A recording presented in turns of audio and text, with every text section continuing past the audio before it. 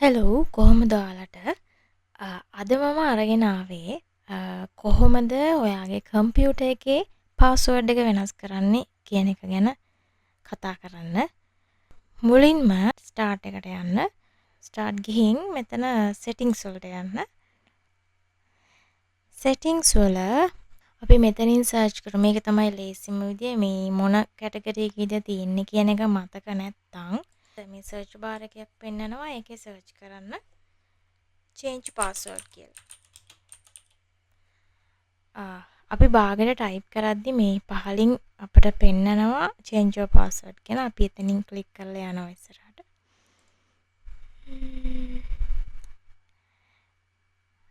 මේක තියෙන්නේ accounts කියන කැටගරි එකේ. අපි ඕනනම් ආපස්සට ගිහින් ආයෙ බලමු. home එකට ගිහින් මෙතන accounts වල තමයි password change කරන option එක දීලා තියෙන්නේ.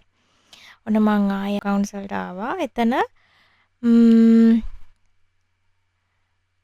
your info නෙවෙයි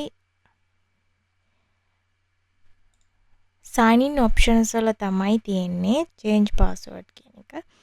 මෙතන තියෙනවා manage how you sign into your device කියන එක. එතනින් password කියන එක ක්ලික් කරාම එතන තමයි තියෙන්නේ password change කරන්න. change දෙන්න මෙතනින්. current password එක. දැන්ට ඔයගොල්ලන්ගේ password එක දෙන්න ඕන. දීලා next දෙන්න. ඊට පස්සේ අලුත් password එකක් දෙන්න. ඔය කැමති අලුත් password එකක්. අලුත් password එක ආයෙමත් දෙන්න මෙතෙන්ට.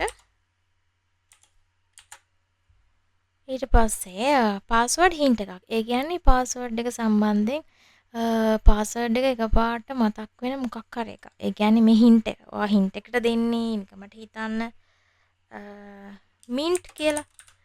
mint කියන වචන දැක්ක ගමන් ඔයාට password එක මතක් වෙන්න ඕන. අර එහෙම. මම එහෙම දෙනවා.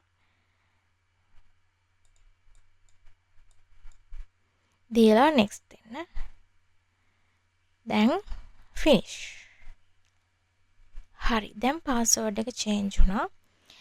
ඉතින් ඔන්න ඔය විදිහට තමයි password එක change කරගන්නේ. ඉතින් මේ ගැන තමයි මට කතා කරන්න ඕන උනේ අද වීඩියෝ එකේදී. හොඳයි කියලා හිතනවා නම් අපේ channel එක subscribe කරගෙන යන්න.